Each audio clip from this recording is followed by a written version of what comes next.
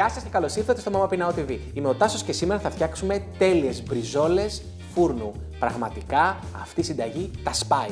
Λαχανικά και από πάνω οι τέλειες γερνές μπριζόλες με την τέλεια μαρινάδα μας. Πάμε να τη φτιάξουμε.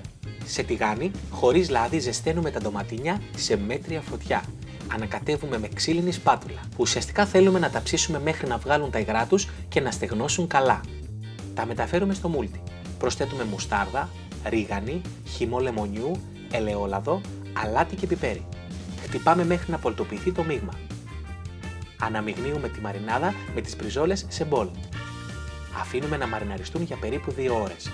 Σε περίμαχο σκεύος τοποθετούμε πατάτες, πιπεριές, κρεμμύδια, καρότα και αλατοπιπερώνουμε. Ρίχνουμε ελαιόλαδο και ανακατεύουμε. Προσθέτουμε νερό και ανακατεύουμε ελαφρώς. Ψήνουμε για περίπου 30 λεπτά στο φούρνο μέχρι να μαλακώσουν ελαφρώς. Βγάζουμε από το φούρνο και ανακατεύουμε τα λαχανικά. Τοποθετούμε από πάνω τις μπριζόλες τη μία δίπλα στην άλλη. Βρείτε αναλυτικά τη συνταγή με τις οσολογίες στο mamapinao.gr. Ψήνουμε στο φούρνο για 30 λεπτά, αναποδογυρίζουμε τις μπριζόλες και συνεχίζουμε το ψήσιμο για ακόμα 30 λεπτά.